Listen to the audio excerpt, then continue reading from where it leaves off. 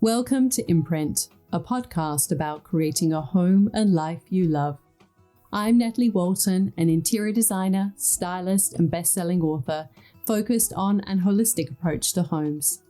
Each week, I'm sharing insights and interviews about the creative process to help you enhance both your interiors and well-being, as well as provide you with the tools and resources to make considered and sustainable choices with all that you create. Hello everyone, I hope you're all well. I'm very excited to share today's interview with you. It is with Simone Haag, who is a director and designer of her own interior design business. And she has gone on such a fascinating journey, not what you would expect at all to get where she is today. She did an apprenticeship of sorts with Hector Guthrie in Melbourne, but have really carved her own path since then and is known for her unique style. She really owns sort of using vintage pieces in dynamic ways in interiors and has had her work featured all around the world and had various design nominations as well. So she shares also really openly about her process of how she works with clients, how she charges for her services, and how she has managed to grow a team and a thriving and successful business. I personally got so much out of this interview, and I think that you will too.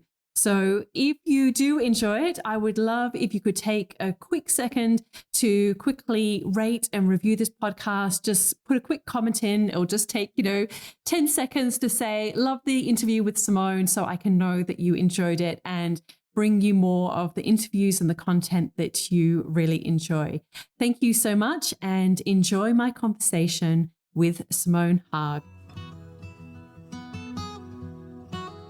Hello, Simone. I am so excited to sit down and have a chat with you about all things interiors, your journey, and some of the biggest lessons that you've learned over the years, because I think, what you have achieved in the world of interiors is amazing. And I love the story of, that you have perhaps not taken a traditional route to get where you are. But I always like to start these conversations by going back to the beginning and getting a little bit of an insight into who you are through your childhood and some of the things that you were interested in. Could you see any indication sort of like in those childhood years that you would be where you are today? Well, firstly, Natalie, thank you very much for having me on the podcast. I'm an avid fan of your books and your aesthetic, so very, very pleased to be here today. And to the listeners, I just wanted to share a little minute that I'm sitting here in a house that we've just moved into in Melbourne, a beautiful mid-century house. I've just taken Natalie for a very quick FaceTime tour as I walk through to the lounge, and it's an amazing spot to be sitting here thinking about design and talking about design, because I'm pretty excited about what's to come. But first of all, yes, we will talk. We'll go back a few steps to childhood. I didn't grow up in a family where design was at the forefront, and certainly my parents weren't overly creative. My mum was a flight attendant and my dad was a policeman. So I don't think you can probably get more non-creative than that. So I would say, and I think at the time growing up, I didn't even think interior design could be a vocation. I studied business, as I have mentioned in the odd podcast here and there, with a specialisation in travel and that kind of thing. So no design inspiration in my family, or no leveraging off their creative ways. But I did always like, I found some old books when I was moving house, Natalie, of when I'd been on my travels. And this would be when I was in my, 18, 19, 20, where I used to collect snippets of interiors and do little sketches. So I would say it's always been something that has interested me. But I think it took a long time to realise that it could actually be a career. So then take us, how did it all happen for you? I mean, obviously you're a very successful stylist and designer, after studying business. How did you end up sort of working in the world of interiors? It's a fun story. It depends how much time you've got. But in terms of the abridged version, so I studied business, and I did some. My university, La Trobe, had a campus at Mount Buller. So of course I opted for the last couple of the last semester or two being at Mount Buller, where I met someone who, his father had a heliboarding operation. So heliboarding is very high-end helicopter skiing, snowboarding experience. And next thing, I've landed a job in Canada working in this heliboarding operation. And from there, went back through London, started off in pubs, and then landed a role in an Ian Traeger boutique hotel designed by Philippe Starck. And so I guess one job has led to the next and to the next. And whilst working in this hotel, that was where I think that whole being immersed in design and surrounded by it, like you'd walk through an Ian Traeger hotel, and this is when boutique hotels were quite the rage. I think now it's kind of a given. We wouldn't go to a hotel unless it was a boutique hotel, but I guess going back then, it was the exception, not the rule. So in this role here, I started off in a reservations capacity, which saw me underground with a headphone on, pretty much for 8 hours a day. And knowing London, it's dark at during your work day. It's dark in the morning, it's dark in the evening. I don't think I saw daylight for about 3 months, and I pretty much decided, look, that's not me. I'm more front of house, and I navigated my role into an events capacity. And being a really sexy boutique hotel, the events were of the Hollywood, like mega stars. There was Elton John's and Kevin Spacey's party, and I'd be in a lift talking to someone, and when they left the lift and the lift door shut, they'd say, "Oh, did you realise that was Sting?" And I was like, "Oh, I had no idea what Sting looked like." So it was an incredible experience in this hotel. And then I met the CEO of the surfing company Quicksilver, who said, "Oh, we've got this boat touring the world promoting Quicksilver." It was, we'd love an Aussie, the token Aussie hostess to come tour the States with us on this tour. So then next thing I'm on this boat with Quicksilver for 2 years, literally going up and down the east and west coast of the States and through, through the Great Lakes and even down the Mississippi in this boat for Quicksilver. I've popped home, met a girl who was an actress and a flight attendant on private jets. He said, "Oh, I need someone to help me on the jets. Can you take over?" So the next thing, I'm working on private jets. So yeah, there was helicopters, jets, sexy hotels, there was some snowboarding in between. So definitely some incredible jobs. And then when I came home, I just wanted to work in a creative space. And in my mind, I had sort of graphic design agency or advertising agency. I knew that I wasn't really qualified to be perhaps, an account manager, but I thought, could I be a coordinator or an assistant or an EA? I just wanted to be able to wear Converse cons and be, working in Paran, having coffees. And that was the next kind of thing for me. And so Hector Guthrie is obviously an incredible interior design studio who were HPG at the time. And I approached them and I said to them, I don't have a desire to be a designer, but I do have a desire to be in a creative space. I've got PR experience, I've got event experience, I've got life experience. So next thing, I've sort of just worked my way up in their studio, being in an assistant capacity. And then I think that just grew and grew and grew into having more design tasks landing on my plate, or actually probably as a case, maybe I started to chase those design tasks a little bit more. And it's, oh, can I help find this? Or I saw this, or I found that. And that enthusiasm really saw me navigate into the furniture, art, object space within their organisation, which is obviously, it's funny because you can study interior design or architecture, yet picking a couch or a curtain can make, even the most accomplished architect or designer freeze. Whereas I found that to me, that was my in, or that was my ability to be able to do those things because they were low risk and they were low, if you got it wrong when you were presenting some fabrics, it wasn't like a house was going to fall down around someone, you just went back to the drawing board. So it was a very nice way of getting into the industry in a way where I found there was tangible things to touch and feel versus, doing some documentation that might take 2 or 3 years to be realised. So that was a really great apprenticeship from there. Yeah, I forgot actually that you worked with Hector Guthrie, and but what I'm curious about just listening to this story, and I have sort of heard little snippets of it in the past as well, is just your, I guess, your attitude, like your belief in yourself that like I'll work it out, I'll figure this out, I can do this. Where do you think that comes from? Because I think that shows up in the way that you approach your interiors as well, and the way that you approach your career. Like you really have this sort of positive kind of can-do attitude. Is that something that you've had to cultivate, or has it always been within you? I think I've always had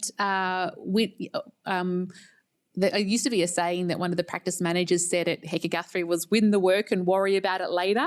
And I think that's kind of a good way of putting it, that I would I've always, well, there's kookaburras. I don't know if you can hear the kookaburras in my new house. Can you hear them? Anyway, sorry, I digress. No, oh, it's okay. so lovely and bushy here. I wish I could take everyone on a tour. Don't worry, it will be happening soon. You have to shoot it soon, Natalie. Yeah. So yes, definitely get in and then just figure it out has been my mentality, and or a sense of modesty. Okay, I've never wanted to purport to be able to do more than what I can do, and even that happens when new clients say, "I would love you to do the kitchens and the bathrooms," and I'll say to them, there are so many fabulous interior designers that I can dovetail with, but here's my specialisation, and this is what I really love doing. I'd rather do what I do really well than spread myself thin and try and purport to be an expert. And so I really am trying to reconcile with myself that having a specialisation in that furniture space and not really being able to do the bigger picture, I'm reconciling that's okay, and I need to just know that it's a good thing, and that it's an asset to my clients, not a liability, that my skill set is quite limited. But I guess going back to your question, I would say enthusiasm is in spades, and I recently did a talk for a nomination for Interior Designer of the Year, which is very exciting, and some clients did some testimonials for me, some little audio bites, and one of them said that one of my biggest assets was my enthusiasm and how it was infectious. And so I feel like that I'm excited about design. Clients have brought me on because either they're excited about it or scared by it, but either way, there's that kind of being infectious in my enthusiasm seems to rub off 99% of the time. Does that answer your question? Yeah, no. It's great. I mean, because I think that's something that a lot of people struggle with, is that they might love interiors or they like the idea of creating spaces, but the thing that they really lack is the confidence or the belief in themselves that they'll find a way to work it out. And I'm just curious, as I said, that, how you foster that within yourself, or the approach that you take, or any kind of little sayings you have, as you mentioned, like, the sort of we'll work it out kind of approach, that you kind of mentally go through in your own mind to sort of perhaps give other people, tools or ways of thinking that, can help other people who perhaps lack that confidence. What I think I've definitely learned to lean on intuition. And if there's a little red flag that keeps niggling, like sometimes I'll make a selection with the team and then I'll go away and I'll lie in bed and it will just niggle in my mind, and I'll come back to them next day and say, you know what, I've changed my mind. And you can just see them, you can see them sort of rolling their eyes and going, oh, no. But you have to listen to that intuition. When I put fabrics, we do a flat lay.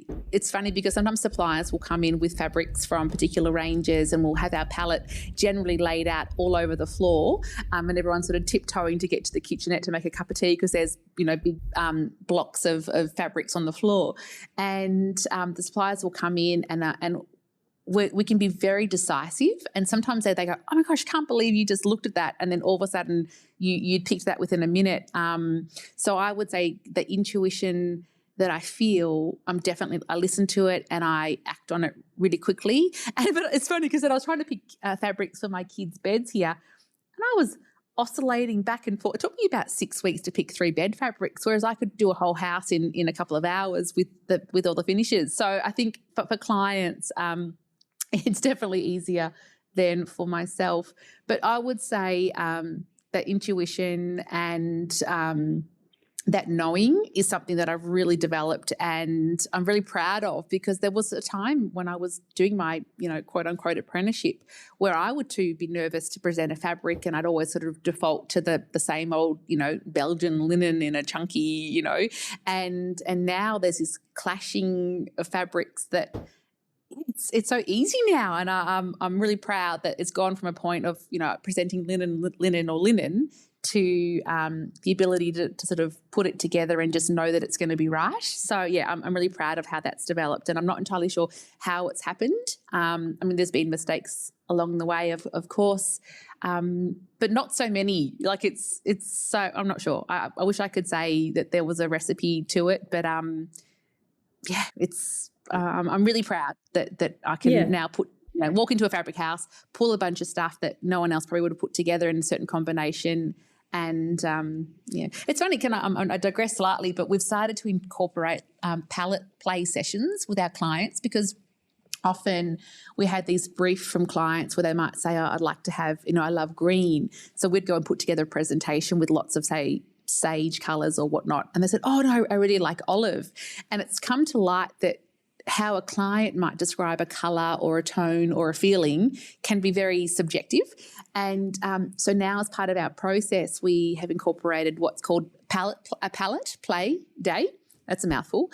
And what we do is we literally go to some of our trusted fabric showrooms, and you can see the clients are like, bunny in the headlights to begin with, because they sort of like don't know where to start. And we start pulling these fabrics and we start pulling them together by room, and then next thing you can see these clients, all of a sudden they're like, "Oh, I quite like that one. It's great. Let's throw it in. All right, that's good, but that means we can't use that. All right, that one goes back." And then an hour and a half, 2 hours later, we literally have a palette established per room, and the client has this buy-in, and all of a sudden they feel like they've been part of it. Whereas 2 hours earlier, they were looking, they didn't know where to start. And it's happened a couple of times now, and it's a really great process. So anyone that's in the design space that's trying to either establish a palette or perhaps guide a client, I recommend it. Except there was one time when a client's husband came and he was part of the session, and at the end he said, "Well, I love it, but I'm actually colorblind, so I'm not quite sure what I'm looking at, but I'm sure it's great." Oh so my gosh, that's so funny. The client's colorblind, maybe. Anyway, may not work so well. But so palette play sessions, I feel like that's the start of any good project. So let's then go back to, so obviously you were doing this sort of an apprenticeship of sorts with Haag Guthrie, which is a very respected interior design firm based in Melbourne. And what happened next? What were your next steps on your journey to sort of becoming, taking on your own clients? Look, I think I had my eldest daughter Goldie, and she's now 8.5. And I guess the world's changed a lot. Working from home has been embraced in a way that we would never have been able to ever imagine.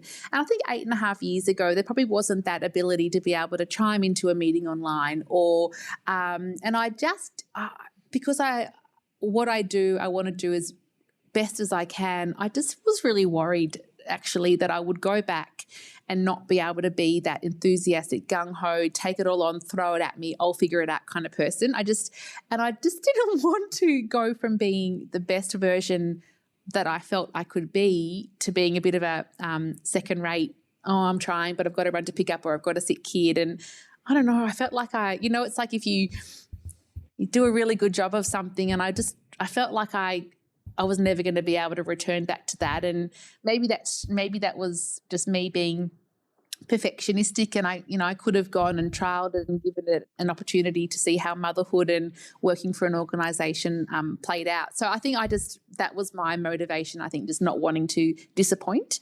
And I mean, anyone that knows that started a business or having kids, you think it's going to give you flexibility, you think it's going to give you all of these freedoms. It's quite the opposite, because there's no off switch with your own business. But the great thing is I've got a really fabulous relationship with Haag Guthrie. Actually, Paul and I were chatting on the phone about 3 minutes before I jumped on here, and we were talking about how we want to do a tour together to Mexico City, and we're collaborating on some projects. Or the client came to me, but the scope was too broad for my skill set. So I've popped them back in the direction of Hecker Guthrie, and then they're now invited me back in for the furniture. So, it's taken 7 or 8 years of, going our own ways to then circle back together. So I think it's a really lovely, it's because they're very special friends and mentors of mine, and to be able to be invited back onto projects and work together and share clients is exactly where you want to be with a company like that. So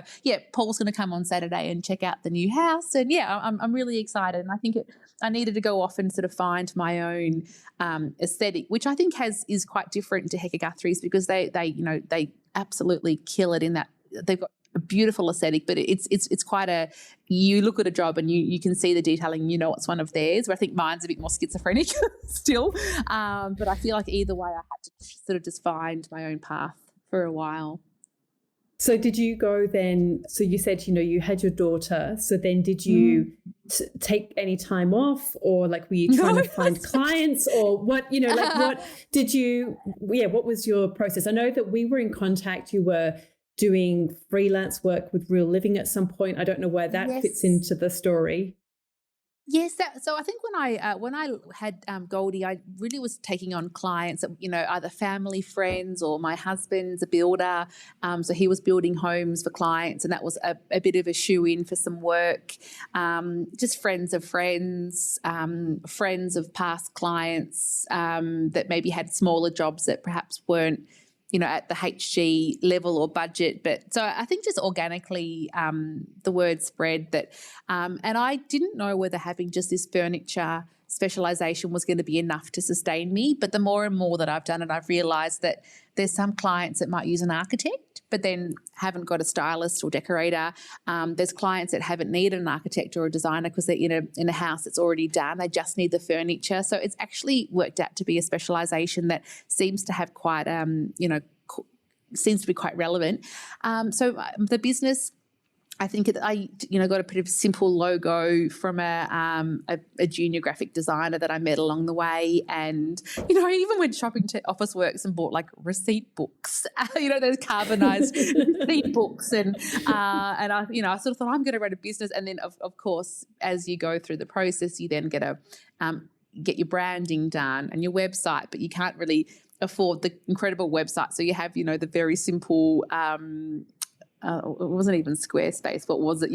Kind of those build your own kind of a website. So it's all pretty ad hoc to begin with. But the projects kept coming, and I think the budgets got higher, and then the furniture that I've been able to put in has become more interesting, and then therefore the projects are more desirable, and then it just sort of snowballs from there.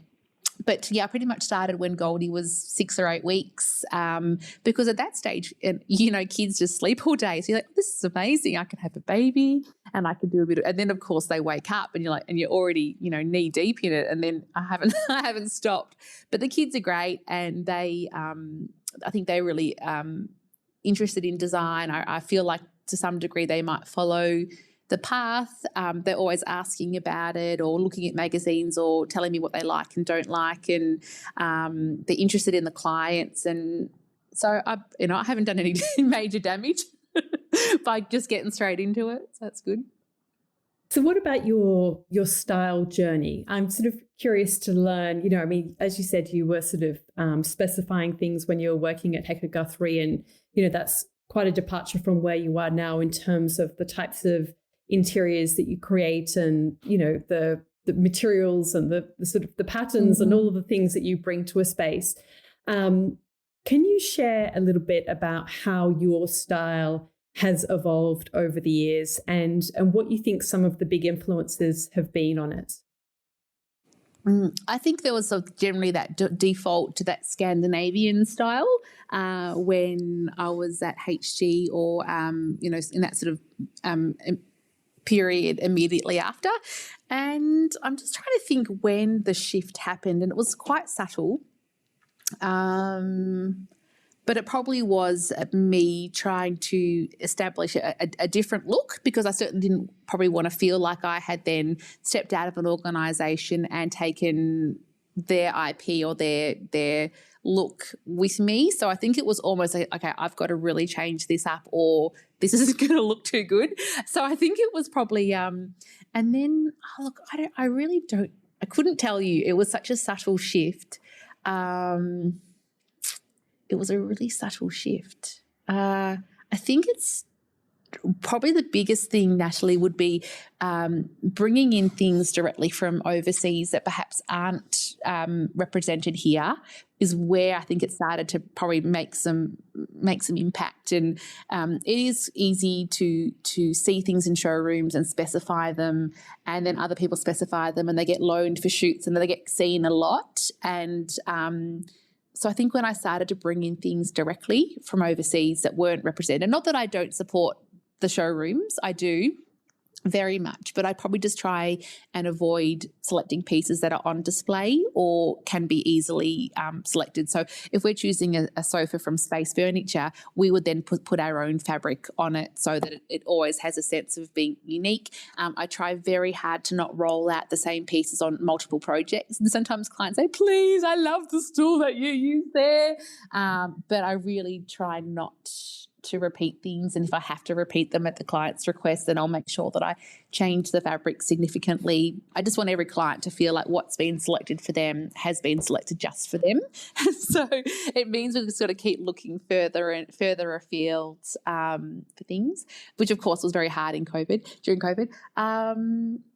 So I feel like the style now, again, in this talk that I did last week for the Interior Designer of the Year nomination, I showed some examples of some work and I was coining various styles, and I sort of said, this is moody, this is city, this is earthy, this is tribal, this is minimalist, this is max.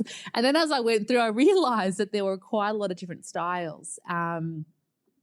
So, look, I'm not really answering your question very well. No. I think, I think that one thing that distinguishes what you do is your eye for collecting and your eye for unique pieces, which is, I guess, what you're sort of saying with your clients is that you don't want things to feel generic, that you don't want it to be repeated, the look or the elements. And I correct me if I'm wrong, but you've sort of over the years, and obviously I think you started this well before COVID, you used to do like tours to LA to go like vintage shopping. Have you always been a collector? And can you sort of share a little bit of a light on what you like about it, and maybe even some tips, like what's some good ways to find some, interesting or unique pieces to put in your space? Mm-hmm. So we did do a tour to LA. The first one was we finished the tour about a month before all the lockdowns commenced. So the timing was brilliant. And then I did collect a lot of pieces from there, which I had sent home, and probably was naive. I was a bit naive as to the costs of shipping things home. And I know that the cost of shipping things home far outweigh the cost of the goods that I was shipping home. So I learned a few lessons there. But I would say I've always loved to collect things. And I think in my early design days, it was more going to op shops and getting couches and cabinets and sanding them back. And then I look back now and I know that when I started at HG and I showed Paul a couch that I'd got from an op shop and had recovered, he turned his nose up at it, and I was like, oh, I've really got to cock this one up, haven't I? And he said yes. And I was like, oh my God, do you know how expensive that fabric was? So yeah, I learned a few lessons the hard way. And so now I don't get too many things from op shops. But I often buy, so if I see things from collectors or vintage resellers, I'll often buy them even if I don't have a client for them. So then I do start to, I guess, almost warehouse some of these pieces and keep them unupholstered until the right project pops up. I am going back to LA again in a month with now 20 ladies, or I think it's 19 ladies and one gentleman. And we will go to the flea markets and things, but I'll have to be a little bit more clipped about how what I get and how I send it home, and it might need to be just take an extra suitcase this time. So the vintage pieces definitely add, I would say that's a huge part of the signature style out of the studio. We never put too many in a project. It's probably a bit of a 1/3 vintage, 2/3 not rule. And I try not to get pieces that are too obvious to the style of the house. So if it was a period home, I probably wouldn't get period furniture. I'd have more of a 60s piece. I don't think you need to necessarily have the piece of furniture that aligns with the period of the home. I think that's, if you flip it on its head, that's when it starts to be successful. And be having a lot of fun with fabrics on those pieces. And, of course, the lead time of those pieces is incredible because they're generally obviously found and in stock or short lead time or short shipping time. So they really do help bring a project together. But also you don't want to have too many of them that then all of a sudden you feel like you're in a time warp. So it's a fine balance. But I would say looking out for things, and when you see them, you really just have to nab them, because if you don't, they'll be gone and you'll be annoyed with yourself. And knowing some of the provenance of the pieces, or knowing that that maybe the cost of actually fixing them or repairing them or recovering them may outweigh the cost of the item to begin with. So, but yeah, I mean, I bought a desk from an auction recently for $700, and it's going to cost me $2,500 to get it looking perfect. But in my mind, I go, well, even then, could you walk into a shop and spend $3,500 on a desk? Well, absolutely, you could. So sometimes you just have to weigh up the overall cost, not try and think about it in terms of the purchase price versus the repair. So hopefully there's some tips. Yeah. So when you go on these sourcing trips, do you go, you don't, like, say the one just before the lockdown, so you didn't necessarily have clients in mind, you were just kind of going to see what you could find, or do you try and kind of go with specific projects in mind? It's funny. Well, I was in Paris and Milan recently for the furniture fair this year, and there was a couple of jobs that had just started. So it was really amazing because I actually went around, and it wasn't necessarily just vintage pieces, but I was looking for pieces for this job, and thankfully many of the pieces that we sourced have now made its way into the job. And I said to the client, wow, the timing of this trip could not have been better, because it was so great to walk around and go, oh, that would be amazing for this job, and that would be amazing for this job. But you have to have a client that is trusting to say yes to the pieces that you've seen but they haven't. There were some vintage pieces I did see for another project where I said, this would be so good for you, but the cost of shipping those individually was a bit too much. And then they said, oh, maybe we should wait and buy it, and when we can buy some more pieces and consolidate the shipment. But by the time you do that, the piece that you originally liked is already sold. So it really is, you have to act fast and just cross your fingers and say, don't worry, we'll get it here, and we'll get it here as cheaply as we can.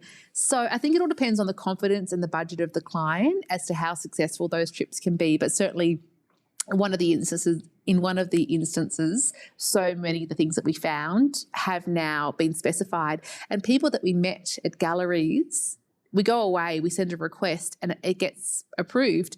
They take you seriously. Then next time we email them, we're not just some small designer from Australia. Like, we've met you, you've come to Paris, you've specified from us, and you that kind of credibility builds. And even just walking into some places in Paris where we introduced ourselves, Melissa and I were there, my colleague Melissa and I, and we gave them a business card and said, oh, we follow you, we know your work. And that just blew us away to go, oh my gosh, we're walking into, Coco's gallery in Paris, and they know of our work. Like that just, it was mind-boggling, incredible. Yeah. I can hear the birds now. but yeah. So how have you managed to get the sort of clients that are willing to pay the money to get the great pieces? Because I think, this is something that a lot of people struggle with, is that, it's I'd be kind of interested to hear your take on that, because obviously, we can all see, these amazing things out there, but not everyone has pockets that are deep enough to kind of go and buy these pieces. How has that come about for you, that you've been able to sort of get these types of clients? Look, I feel I owe all of that to my early apprenticeship days at HG, where all of a sudden I was moving in a circle that was at that pointy end, if you will. And then so that already, then I guess the clients that came in sort of after I left, then friends of theirs, or however it sort of evolved, I was already moving in that circle where people did have budget for furniture, or certainly this was not their first rodeo. They'd done multiple houses, and they knew that they know what furniture costs. The trickiest part for me is a client comes in with a furniture budget that I know is not going to get them a result that is commensurate with what they're seeing on the website. And I used to be very much, oh, that's okay, we'll make it work, we'll get the posh pov to figure it out. And through the last year of working with a business coach, I've become better at coaching clients and saying that budget is fabulous and we can have some fun with it, but it's not going to get you the level of detail that you're seeing, because I was always very much, that enthusiasm, we'll make it work, we'll figure it out. And then slowly but surely it comes a bit unstuck when you can't, because things cost money. And so we have a client at the moment who had a firm budget, and I was really upfront with her and said, your house is probably going to feel about 40% full at the end of this spend. And then maybe once you're in, we can then embark on sort of a stage 2 and a stage 3. But then how do you not disappoint them? Because you also want to wow them with a concept, with pieces that it's going to get them excited. So it's just, you're like saying, here we go, here's what you could get, but here's what you can afford. So I don't think I've got the answers yet, but I think those upfront conversations, or doing a budget room by room with a mid-range and a high range, definitely shows clients that if they want to spend $150 on their furniture for their entire house, then a bedside table can only be $400, and a lamp can only be $120, and a dining table can only be $5, and that's still a lot of money. So, but that's not going to get them the look that they've seen on a website where the budget was 4 times that. So, I think it's all about communication. And even now in my capability document, we've color-coded projects within the range of their spend, so that clients can say, okay, this project here is in this range, or this project here is in that range. So that's probably where I'm at the moment, is just trying to get that communication and be better placed to manage expectations, which is what it's all about, really. Yeah, no, that's really great insights. I think, a lot of people who listen to this podcast are, in the interiors world, sort of starting out as interior designers or stylists. And something else that people sort of struggle a lot with is knowing how to charge for your services. So it's one thing to sort of, find the client who's willing to pay for, for a particular or has a particular budget for, the product, the furniture, but also actually sort of charging for your services. How has your journey evolved with that over the years? It's a great question. I think at the start, when I had Goldie as a baby and I was helping out friends and family, I didn't charge a fee, but I just retained the difference between trade and retail. So that actually was quite a good way for me starting out, because I felt like it was low risk. The client, quote unquote client, or auntie or friend or whoever, essentially didn't pay a design fee. And if they were going to go choose something themselves, they would have paid retail anyway. So by retaining the difference between the retail and the trade became my payment, and I never felt like I was ever going to let anyone down, because they were the net position that they were in would have been no different if they were doing it themselves. So that was a really good way to start out, because I felt like I wasn't charging them. And then I started to realize that actually that difference between trade and retail was a significant portion, and that in conjunction with the design fee was actually quite a good way of charging. So now I do a percentage of spend model, and as the design fee, because the way that I see it, there's the design work and then there's the implementation, and they're both very significant parts of the process. So obviously the design is that getting to know the client, briefing, getting all the finishes, getting the CAD plans, or if there isn't plans, getting CAD plans, or getting the house measured up to get drawn up. There's the concept work, the design development, there's the scheduling, there's back and forth with value management, and that's all the design work. But then that's only part of the process. Then there's like the whole invoicing, checking all the orders, tracking them, storing them, getting them delivered, art visits, styling sessions, being available for any gaps that need filling for 3 months after bump in, claims and warranty, sort of following up. So essentially there's sort of 2 parts of the process. So we charge a percentage of spend as for that design component, and then we retain an element of the trade discount, which basically pays for the project management. And essentially what percentage we charge is a bit of a sliding scale. So if a client has a larger spend, it's a smaller percentage. And if a client has a smaller spend, it's a larger percentage, because it's a bit like selling a house. Whether you sell a 1-bedroom unit or a 10-bedroom mansion, you still have to meet the client, take the photos, go to the open for inspection. So really, whether it's a large house or a small house, the journey is much the same. So that's why we have that sliding scale. And it also means that clients go, okay, you know what, I'm saying to Simone, I'm going to spend 200 grand, but I really got 300 up my sleeve. Well, they're actually better off declaring that up front, because then their fee will be possibly in the next bracket, which makes it a bit cheaper, which means if they were going to spend that money anyway, it's much better I know about it earlier, because then I'm not redesigning. Because otherwise I would have gone and budgeted for the 200, presented them a scheme. They would have said, oh, it's not special enough. Here's another 100. And I'm going to have to go and redo the whole job anyway. So the way that model does, it kind of basically pushes is a bad word, but it sends clients to their pointy end. So they declare really what they've got to spend, not just what they're saying they've got to spend, because there's no point. You're better off just knowing what you've got. Otherwise, there's just that rework piece that has to happen. So that's how ours works. And we often have not difficulties, but clients do feel they are deserving of the entire trade discount. But after the process has ensued and they realise, and we're very transparent how we do pass on a portion and retain a portion, by the end, they say, oh my gosh, I had no idea how much coordination was in the ordering. And they actually do feel that we are very deserving of that, of whatever we've retained. And the odd time where with a client where the negotiations have landed, where the client does get full trade and then do their own ordering, it's often a bit of a disaster. They forget to order things. If things are out of stock, then they don't order them in time. They haven't got them, then we've got to respecify.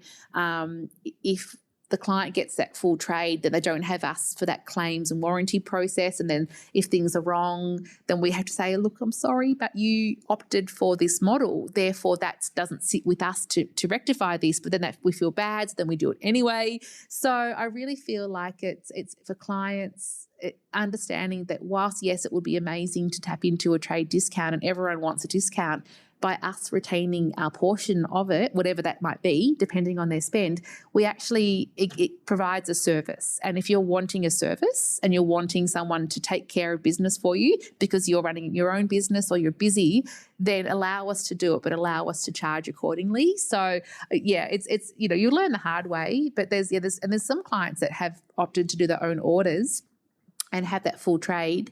And you really have to say to them, you selected this option. We recommended against it. There's implications with that. You have to understand that, that it's like if you opt for a Happy Meal at McDonald's, you don't expect to get the Big Mac that comes with it. And I think there's that bracket creep that can happen, that as a creative and I would say a kind person, you find it hard to then push back. But I'm getting better at trying to get those boundaries set up front, then have to have the conversations down the track. So, yeah, I mean, that's so helpful and so insightful, because I think that, valuing your time is something that is, can be really challenging when you've got your own business and you want to create the best work that you can.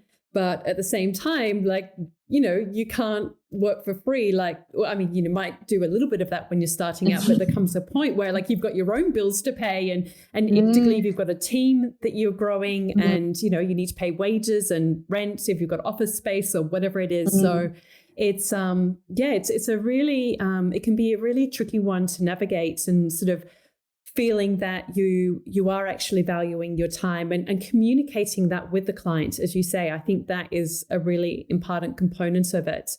What about your team?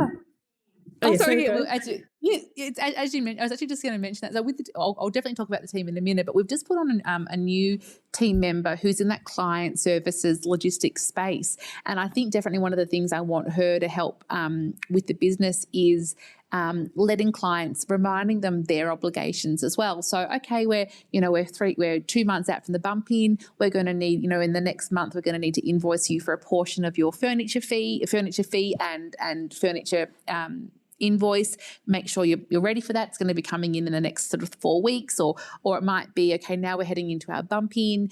Just a reminder that you've got the team for an extra 12 weeks after the bump in for that kind of gap filling process. Let's get onto that one, because once that 12 weeks is up, we might then have to kind of go back into hourly rate land. So, having someone other than yourself give the client these little kind of prompts along the way, because sometimes the tricky thing is a project finishes, and at what point do you draw the line in the sand and say, okay, I'm no longer able to do this on request. This is now a new parcel of work, or this is now enough time's lapsed that we're now going to enter into a new engagement. So I think, but you can't just do that reactively. You have to be proactive about that. So that's what having someone on board helping me guide the clients, because I'm there in design land and I can't always think of communicating those across 10 or 12 jobs. So that's really a really exciting direction that the business is taking, having someone just dedicated to that space. I've got 2 design leads at the moment, who's Melissa and Cindy, and they're fabulous. We work really well together. It's a very flat hierarchy, and clients often ask, are you going to be my main contact, or are they going to be my main contact, or are you going to be involved? And so it's funny, because originally I used to be quite apologetic, and I used to say to clients, look, I'm really sorry, I'm across everything, but I'm just not going to be the one emailing you, because I if you were waiting for me to email you, you'd be waiting longer than by having my team assist. And it's funny, my business coach pulled me up on it, and he said, you don't want to apologise for that. You want to celebrate the fact that you've got a team supporting you, so you can be doing the things that you want and not be there sort of having to, input data into schedules and email them off and things like that. So I've learned to not be apologetic that I'm not the one and only, but actually celebrate the fact that I've got a team helping produce an outcome. And as soon as the clients start to get to know the design leads, they realise that their aesthetic is equal in strength, and that their input is valuable, and the more input they have into the jobs, the more they feel accountable and interested, and that's all. And why wouldn't you want to have extra brains out there looking for beautiful pieces? So that's great. We've got a visualization artist, a design assistant, and business coach, and financial controller, who's bookkeeper and money lady. So the team it works well. The visualization artist, Ellie, that's been a really great part of the business, because she helps realise, like, we can put pictures on a page and a palette on a table, but her ability to turn that into a 3D actually just essentially sells the idea to the client it far quicker than we ever could, just by pushing pictures around on a PowerPoint presentation. So that is actually, and I would encourage any designer who's starting out to buddy up with like a recent design graduate who might be really good at CAD and 3D, because it actually also helps us go, Christ, we didn't realise that there was a wall there. We thought that was a window. Oh, we better think about art for there. So sometimes when you look at things on plan, you're only seeing part of the picture, and as soon as you get that into that 3D view, you realise that we might have neglected to address a certain area. So it definitely helps the clients and us in equal parts. So yeah, I would say the team's fabulous. 2 of the girls are coming to LA this year, and then I think that whole travel piece is a really important part of the design leads remit, having them get inspired, because the work, we work really hard. They work long hours. They're always try to be available for the clients. It's physical. It's they really throw their heart and soul into it. And I feel very blessed that I found a team that feel equally as enthusiastic about the projects as myself. So pretty amazing to have landed with the crew that I have. Yeah, that's so great to hear. And what about, you shined a light a little bit on some of your process, but can you just step it through a little bit, like what's often the starting point when you're looking at a space? And also, touching on a little bit what we were talking about moments ago, when, it could almost be endless, the amount of time that you spend looking for things, sourcing things. How do you sort of set limits on your time so that it's just not like an endless piece of string that there's never an end point? That's a really good question. So in terms of the process, we are actually, funnily enough, this afternoon we've got a meeting where my business coach has kind of process mapped every step of the way. But we start with engagement, concept, design development, ordering, logistics, installation, and then celebration and review. And so it's a bit of a continuous line where we, and this client services team member that I've brought on, I really want her to help the clients know, okay, now we're in concept, or now we're moving to design development phase, or now we're sort of reaching the point of no return, where if we're saying yes to pieces, we then can't circle back and change our mind. And, we're now in ordering logistics. That means now we're going to send our invoice out for the design stage because that's all done. So, yeah, definitely having that help of someone kind of taking the client through that journey whilst we're out there doing kind of the design work. In terms of concept, we usually allow 6 to 8 weeks for a concept. Most clients, by the time they've engaged you, they really want to start to see some work very quickly. So it is tricky to say, I just need a bit of thinking time and research time. So what we do is we do a palette play session. We'd then put together a concept, which is generally an uncosted concept. So it's imagery, it's palette page, it's fabrics, and maybe 2 renders and perhaps a couple of elevations.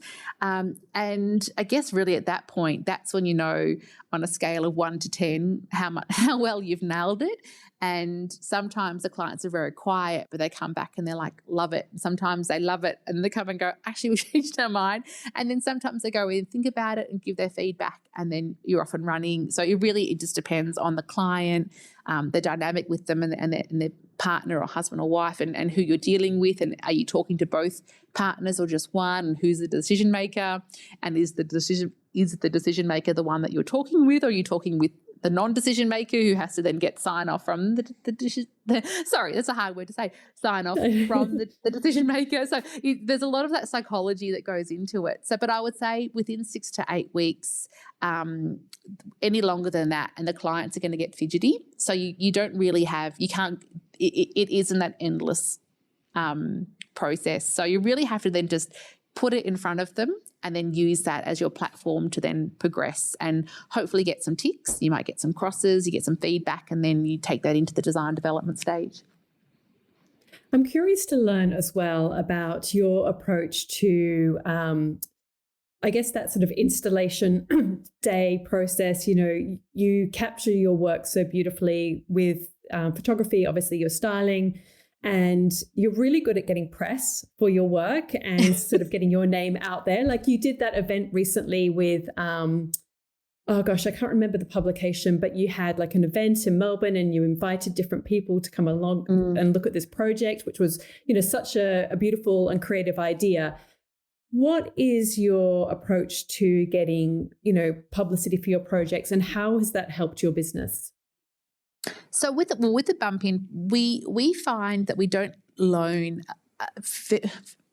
barely anything for shoots. Definitely hang our hat on the fact that if the house isn't feeling full and gorgeous and filled, we won't shoot it until the client's like, okay, now I'm ready to throw another parcel of budget at it, and we layer it up. So it's funny because sometimes I do bump-ins and the builder is like, okay, can we shoot it next week? It's like, no, like give them some time. So I definitely say, like, there's a project we're shooting next week that we probably finished 12 months ago. So we don't race the clients down the path of photography. We let it have some time to settle. And I just think that's probably just even just out of respect or customer service. Like, you've done the job. You want to give it time for them to feel like it's theirs before you capture it.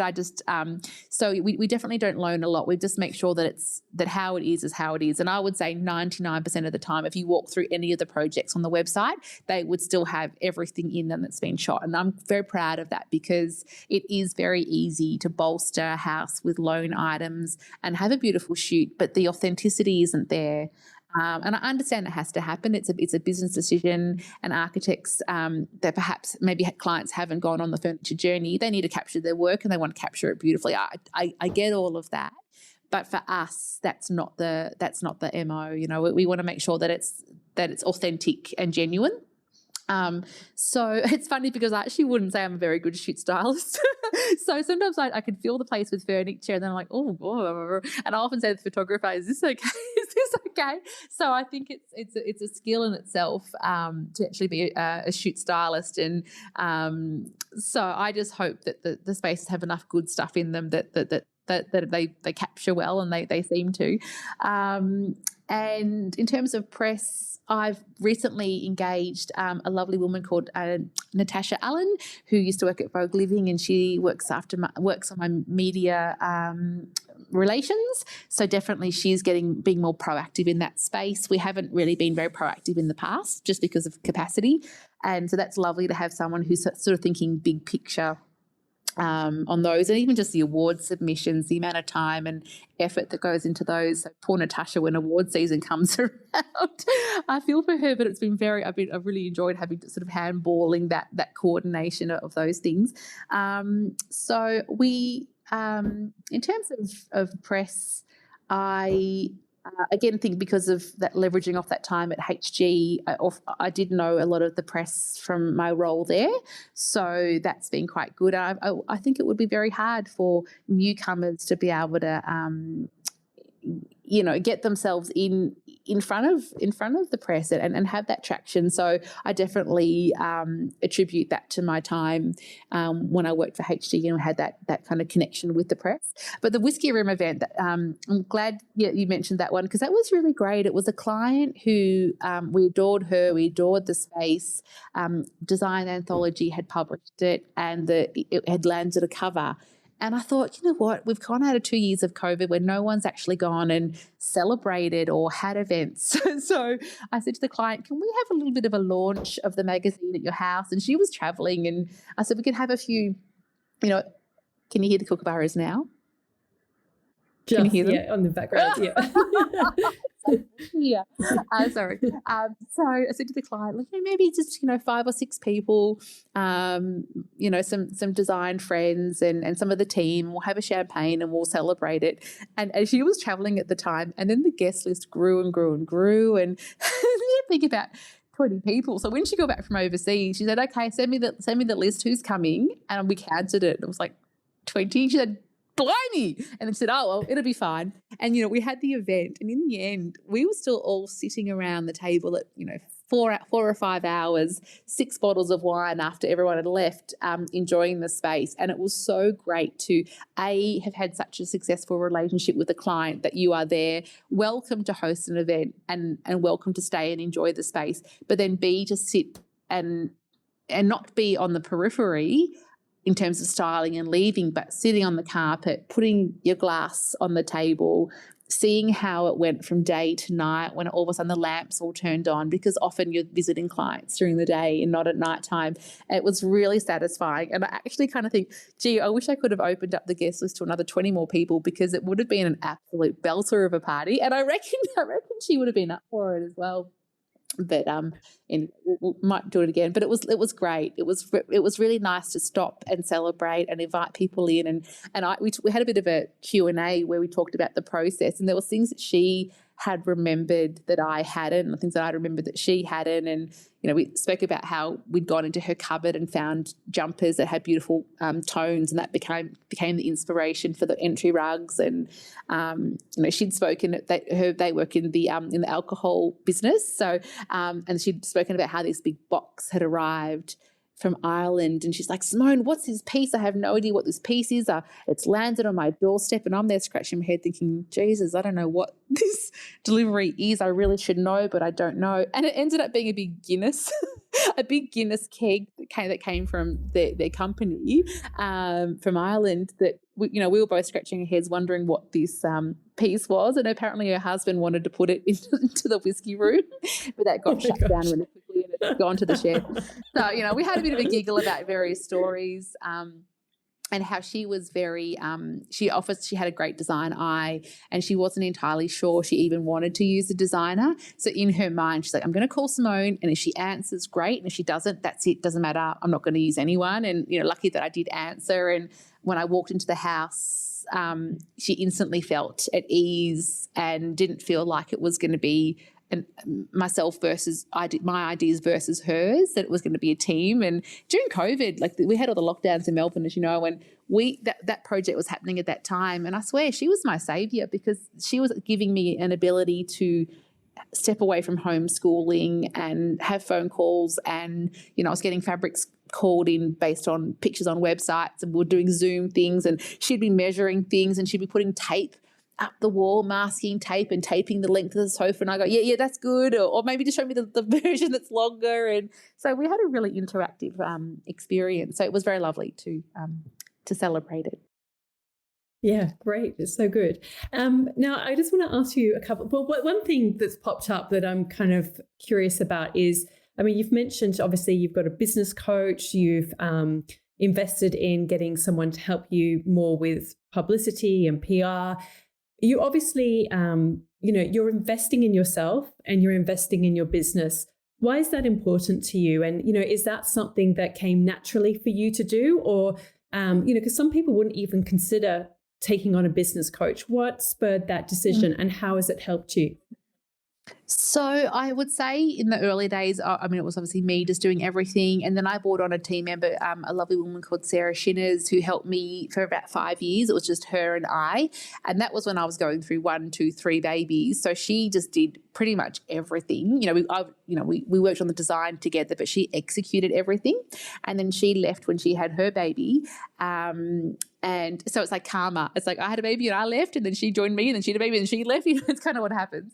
But I realised pretty quick that then I had to jump back in and reacquaint myself with how to do the job, because I was able to do it at a very top level, but I wasn't doing the nitty-gritty, and I wasn't putting things in the schedule, and I wasn't then on the end of the phone when a delivery hadn't happened or had gone to the wrong address or it arrived broken.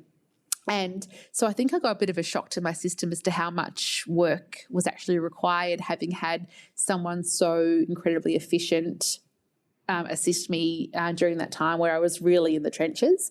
So I think it just came down to the work. COVID actually meant that everyone was, as you know, invested in their houses. They were stuck in their houses. So the industry exploded. So you had this perfect storm of staff members left, work's gone berserk, homeschooling kids, and there actually wasn't even a choice to it. It's like either that or I wouldn't be able to survive the workload coming in. So it was funny meeting Natasha, who was helping with my media relations. That was just it's funny. I had a chat to a friend, Tess from Alexander & Co in Sydney, and mentioned, it would be great to have someone assist with that. And by putting that out there to the universe, 2 days later, Natasha called. She'd been talking to Tess. Tess had mentioned me. Natasha had called me. And she only had the capacity to take on a few clients. So I felt very lucky that that conversation happened right when she was accepting clients. The business coach, Aaron, his sister is my Reiki lady. So I get Reiki probably monthly. She's a Reiki / clairvoyant. So I get my Reiki and get the cortisol levels back down. And then at the same time, I had this guidance from her, which I know my husband, if he listens to this, will be rolling his eyes. But anyway, we have a good time, and she picks up on some pretty amazing things. And then she said, you should meet my brother, Aaron, who does coaching. And at the point, I originally started it as some just one-on-one personal coaching sessions. And then I realized very quickly that whilst he had an incredible ability as a personal coach, that there was going to be a greater benefit to having him as a business coach. So he's helped in the HR space, onboarding team members, getting job descriptions refined, because my job descriptions pretty much for all of the team were all exactly the same. And he said, it's like you've got yourself and you've cloned yourself and you've cloned yourself again.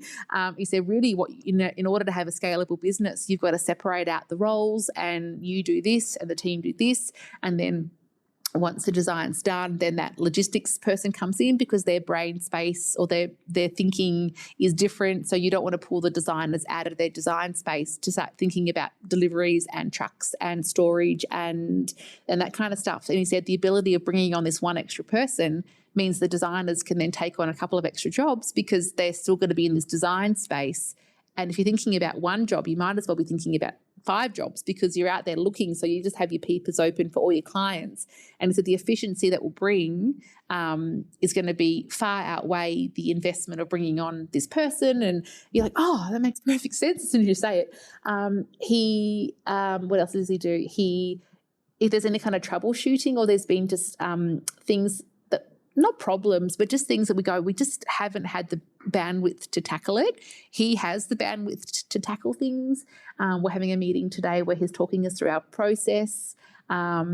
He's assisted with some pricing restructure, and he sort of talked to, so I think I feel like at the moment, sometimes I feel like every month, hemorrhaging is the wrong word, but you're like, oh, media person, business coach, but it also means that eventually there's a business there that is scalable. That means I can go away for 2 weeks or 3 weeks. And I was away for 2 weeks last week, and I took emails off my phone, and I felt like there was a structure in place that meant that the buck just didn't just stop with me, and it was so refreshing. So good. I haven't figured out how to put emails back on my phone, and I'm wondering how long I can go without it. It's making me a lot less efficient and a lot less responsive, and I feel like there's about 20 emails I've still got to get to, but it means when I sit down and do them, I'm not even like driving. I was doing emails like, this is terrible. I've got 3 kids in the car, and I'm looking at my phone and at a traffic light responding to an email. So there comes a point where you just have to put the brakes on a little. So I'm really hoping that this investment it leads to better client services, greater referral, charging, elevating that fee structure, and eventually it'll kind of getting the press that brings you in the job. So you do have to sort of have that period of time where you go that what's going out might feel like more than what's coming in, but just having that trust that the circle will close. And it's nice just having someone to defer to, because it's amazing when you run your own business. Sometimes you just need to share a problem, and they say a problem shared is a problem halved. So I think it's been amazing. Yeah, no, it's incredible. I mean, it's incredible, the business that you have built. And I mean, I completely relate in the sense that, we've got a sort of small team here with my different projects. And it's that having that sort of fine balance between not having too many generalists and having more specialists. And that's kind of at the point we're in. And also we've been kind of writing down our processes and getting all of that to happen, because I think for a long time, as a business owner, you have that one person. And as you were telling that story, I mean, I've had that exact same situation where I've had like basically an assistant who's helped me with so many different areas of my business. And to the point of, like you say, you kind of go, I don't know how to upload, for me, like the podcast now anymore, or whatever it is, those sort of things. But it's an exciting stage, but it's also, someone who's been so invested in it and, had my finger in so many different pieces of the pie, that letting go process is another part of it. But so it's really interesting to hear your take on that. I'm going to ask you. Sorry, you go. So it's like letting go of everything so you can do what it is that you should be doing, and really be able to do that really well. And I think as you say, it's very easy to want to control every aspect of your business, but you go to a dentist because of what they do. You go to an accountant because of what they do.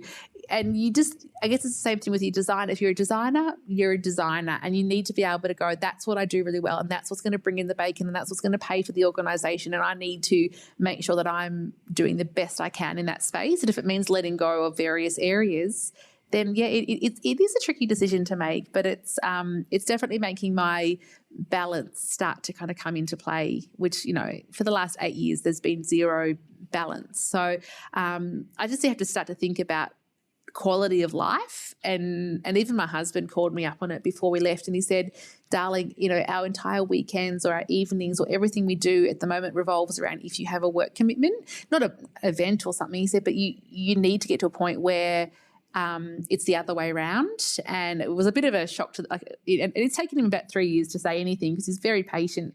But he was so right. And so I think there comes a point where you go, what's the purpose? Like, why are we really doing this? And at what point can we start to sort of enjoy life and not be on that like constant hamster wheel. So yeah, I'm a driven person, and it's taking a lot to kind of start to sort of wind back a few clicks, but I think that's where I am. And after going on that holiday and taking emails off my phone, I hope I can maintain that pace more so than the pace that I was running at. Well, yeah, like you say, I mean, it's about being sustainable in the long term, isn't it? I'm kind of interested in and your take on this next question that I've got about Instagram, because Instagram is something, I mean, I love how you sort of show up in that space, but it's also something that you could potentially outsource to somebody else. I mean, are you kind of managing your account? Is that something, it can be, you know, yes, a huge source of inspiration, but also a huge time suck. How do you manage your relationship with Instagram, and how you choose to show up and what you choose to share? Because that's something that people can sometimes really struggle with, you know, like, what do I even put out there, you know, and even with all the changes with the algorithms and all of that sort of side of things. I think I'm lucky that I got onto it early enough that the following grew to a point that gives you that credibility. And now I've probably taken my foot off the gas a little bit. I guess we've had sessions, as we all would have, where you go, what are your pillars and what's your programming? And I know that our various pillars in a loose way are sharing about what's happening on site, you know, fabrics and inspiration. There's little kind of grids of makers and artists that we want to share, some project imagery. I mean, it's a very sanitized version. No one wants to see the kids cracking the shits and, you know, screaming. Like I try not to do too much with the kids. I didn't want to be that kind of in that mummy blogger space.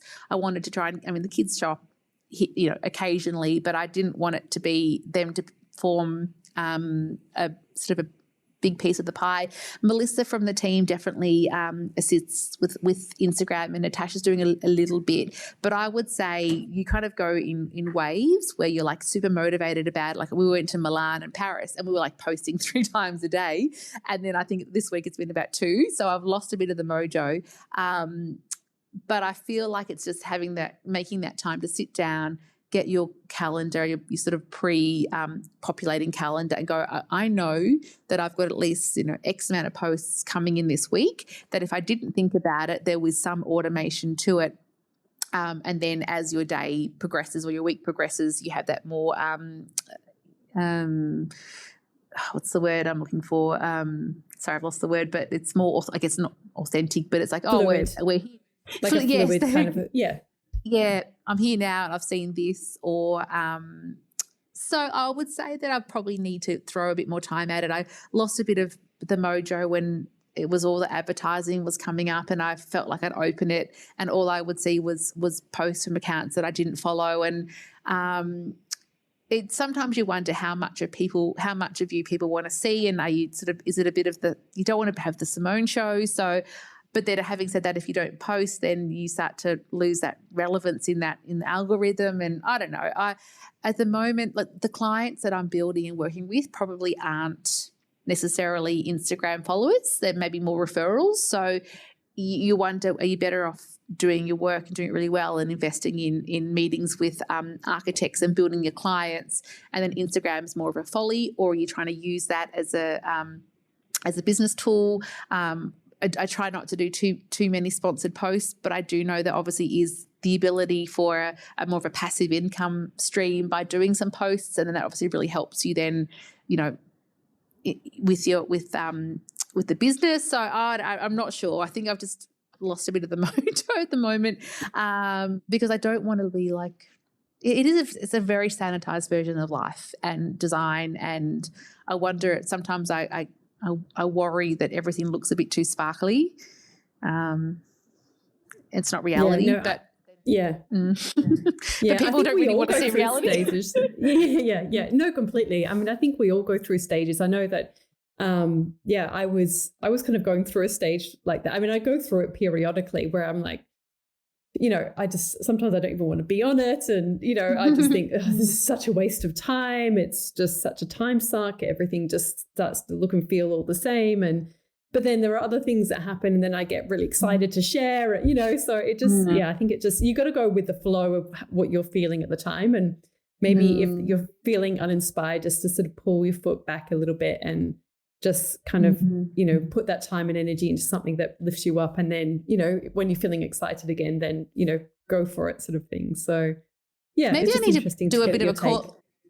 Yeah, I should do a call out maybe to the audience and just say what things are you enjoying and what things would you like to see more of. And I thought about I haven't got very good with reels yet, but I thought about in the highlights that actually that per highlight could be a project. So rather than the client, so you might say, okay, this is project X, and then it's like the site visit or seeing it, at lockup, or it's going on a fabric palette play session. And then so if a follower were to go click, click, click, click, click through one highlight in a time lapse version, can see what's transpired over a year. I thought that would be an interesting way of sort of sharing what we do, but in a way that a client goes, I want to see what bringing a stylist on actually involves, and they can kind of see per project and see it from lockup to photo shoot and beyond. But then I get to site, I'm so busy chatting or talking or making notes that I walk away and go, oh my God, I didn't even get any photos of that. So probably need to like bring in some ammunition there and have someone who's like, okay, I'm coming to shadow you on this session, and my role is just to like document it. Because, you can't do everything at once. I'm very thankful because it's given me a credibility, and that you can't buy, you can't buy the access that it gives you when you've got 70 plus followers. It gives you instant street cred, for sure. No, it's great.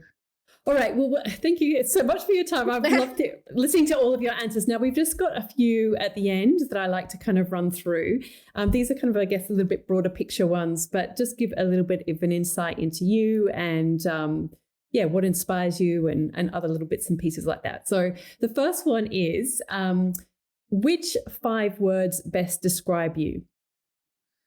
Well, I think enthusiastic. We've chatted about that. Enthusiastic, curious, interested, kind, and driven. I think that sounds pretty much like you from what I've heard today. That's great. What order? Maybe the driven comes before the kind, depending on the day, or the kind comes before the driven. But always enthusiastic. What's the best life or career lesson you've learnt? Humility.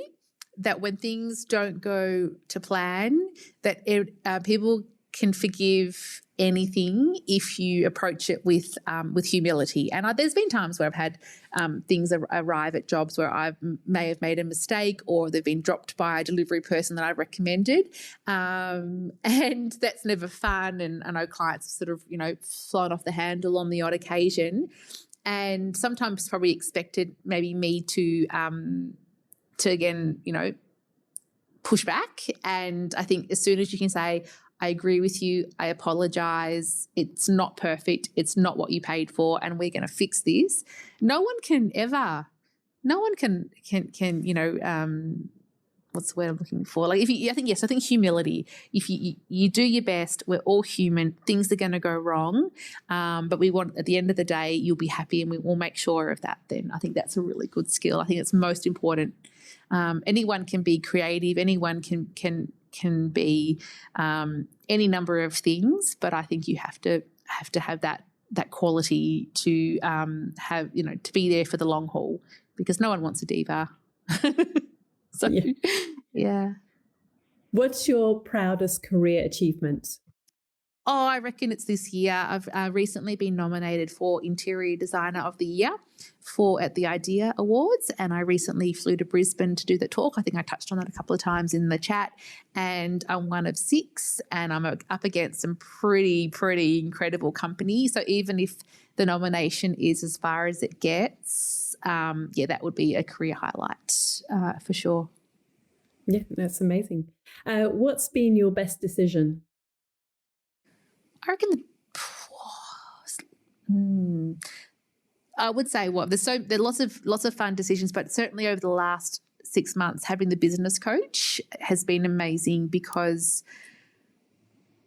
sometimes what you see looking out is very different to what people see looking in, and you can't be expected to be able to see through both lenses. So I think having that insight Can you hear Ralph? That's Yeah. my Great Dane just growling and Oh, having right. a bit of a lay. Yeah, I'm glad it wasn't a fluff, because the Great Dane fluff is loud. He's just frolicking in the sun pouring into our house. I thought it was a motorbike or something, but Yeah, it's Ralph. Who inspires you? It's funny. This sounds like a real wanker answer. You've got to inspire yourself. Like, I mean, obviously, there's a lot of incredible designers. Particularly, I love Pamela Shamshiri from the States. I'm inspired by lots of designers, but I think you've got to be really careful getting too inspired by your peers, because then you either start to feel like you're that FOMO, oh, they've picked that, they've done that, and then all of a sudden you start to question yourself. So I think you've got to actually look within and know that what you're doing is the best that you can do, and then I think you have to find that inspiration almost internally, because obviously we're influenced by what we see. We're influenced by what's coming through in trends and showrooms and fabrics and fairs, but I think you have to be able to have that inspiration flame inside, or it'll at some point you'll wane, so I think you got to keep that alive.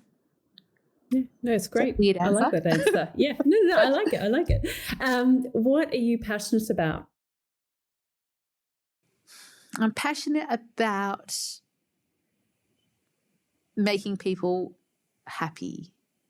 And that's happy either through the journey that we've taken them on, or happy with how they live or where they live, or happy about how they've been treated as a client in the studio, or happy about how maybe we've come at a time where they've recently got divorced and now on their own, and we've provided a bit of joy for them. So that's what I'm really passionate about. It's about running a business and creating a lifestyle and all this sort of stuff. But at the end of the day, the most satisfaction I get is when I've made a client happy. And there was one I met the other day who most of the project had been on Zoom, and I actually didn't really, or emails, and I wasn't sure that I had delivered. She didn't often give a lot away on email. And when I met her, she was quite gushing and really happy. And I was like, and that just made me feel extraordinary. So I think that's what I strive to do. Yeah, great. I'm getting all teary. What dream do you still want to fulfill? Well, I would say that the dream I want to fulfill is to work with the house that we've just moved into, that I'm sitting in right now. It was a house that my husband and I chased off market for close to 18 months, and it was like our dream home. And we're in here. I've already been here for about 2 or 3 nights. Like I said, we moved in, went on holidays, came back. And I think my dream at the moment is to slowly but surely to preserve it, but also bring kind of our touch to it. So yeah, the dream is what I'm sitting surrounded by right now. I'm living the dream. Just got to make it happen. Now, I know you've had a kind of intense, couple of days, weeks moving into this place, but what are you reading, or a recent book that you've read? What's something that's been on your bedside table or, on your coffee table? Can you share a book that you've recently been reading? Just I do more of the audio books from Audible, only because I've read a few books on the recent holiday, and they were just sort of trashy romance novels. I can't remember what they were called, but I think the Atomic Habits book, audio book, I've just listened to and I'm about to listen to again. And so I would say I'm not so much of a reader, more of an audio book person, and I would say that I loved Claire Bowditch's audio book, and I loved the Chiffon Trenches. So anything about real people or real people's stories, I probably enjoy, or a little bit of self-help. I mean, we all love a self-help book, try and get those habits right. So I'm probably into it's funny because with Claire, even listening to her audio book, I reached out to her on Instagram, and we've now struck up a bit of a friendship. So it's amazing how the world has become so small that you can read about people, listen about people, and reach out to them, and next thing you're having a cup of tea with them. It's mind-boggling. So yeah, not much of a reader. I think with 3 kids under 8, there's not a lot of reading going on. But any chance I can, I'll put my headphones in and meander. Yeah, no, I completely understand. What about, do you listen to podcasts? Are there any that you really enjoy listening to? I'd love to listen to more. I feel like I don't. I feel like I don't have my rhythm with the podcast. Like I'm not subscribed to a lot of them. It'll be a little bit ad hoc where I'll be on a drive down the coast. So I reckon I need to get a list off you. I used to love the birthing podcasts when, you know, I was in sort of baby land, and I listened to some design ones. Funnily enough, the one that really got me hooked, which has nothing to do with design at all, was Stuart Diver's podcast, the gentleman that was in the Threadbow disaster, and he talks about all natural disasters. And, you know, there's a bit of a I love snowboarding and surfing. So, you know, sometimes just a good old natural disaster, or I'm listening to the one about Everest, the Everest climb, some people climbing Everest, and all it sort of went haywire with them. So yeah, I know it's a bit kind of not really designy, but yeah, anything about a natural disaster or outdoors or a journey or a momentous feat being overcome just seems to be my little podcast folly. Yeah, no, it's good. I mean, it's good to have, other things. Or I'll listen to them if I've been on one, and then I'll be in the car listening to it, and the kids are like, "Is that you, Mum?" That's fun. And finally, what piece of advice would you give to your younger self?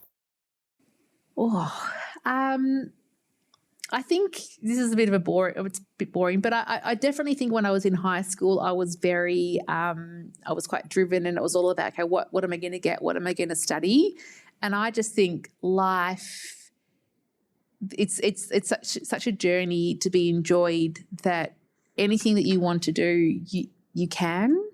And that you don't need that credibility or that certificate or that endorsement to be able to do it. And I think that's been, a big part of my story is that whole, never studied design and, found my feet and created a business. So my younger self is I shouldn't have worried so much about all that, just have the knowing that if you've got the enthusiasm and you can get there. I think that's probably... Yeah, definitely. I was the kind of kid that had all the notes in the shower and the palm cards on the bus. And I mean, I tortured myself going through high school trying to figure out how to, be the best I could be. And I think I should have just had a bit more of the knowing that good things will happen to those that work hard and create opportunities. So, yeah. Well, you've certainly done that. So thank you so much. I really, really appreciate you being so honest and open about, your journey and the lessons you've learned and your process. And I think it's really going to give a lot of people, like a really helpful insight into, what it takes to grow a business in this interior design industry, and the sort of, the strategies and the process that you need to go through. And also on a more personal note, I really just want to thank you as well for opening the doors to your incredible shack on Phillip Island and allowing us to shoot it for My Book Style. You were so generous allowing us to stay there, and just, I could just see how you go above and beyond with everything. So I really appreciate that too. But thank you for being here today, and I'm really grateful. Thank you. Thank you, Natalie, for reaching out and for featuring the book. And hopefully you'll love to come here when I've got when I got it all together. Sorry, Ralphie's getting up and about now. And I really look forward to meeting you in person one of these days. So thank you for your support of my business as well, and thank you to the listeners. And I look forward to hearing from anyone. If anyone wants to reach out on Instagram, if they've listened to it, I'd love you to make contact and say g'day. And let's have a coffee soon. Let's get together. So good. Thanks, Thank Natalie. you. Great. You're so welcome. All of the links and info for this episode are at nataliewalton.com/podcast. Don't forget to subscribe so that you can get a direct download of the latest episode. And I really appreciate when you take a minute to rate and review, as well as share the love with someone you know who might benefit from this episode, or on social media. If you'd like to access a range of free resources, come visit my website, nataliewalton.com. Thank you to Jaeger Media for producing this podcast. And I would also like to acknowledge the people of the Bundjalung Nation where it was recorded, and pay my respects to elders past, present, and emerging. I look forward to connecting again soon. I'm Natalie Walton, and you've been listening to Imprint.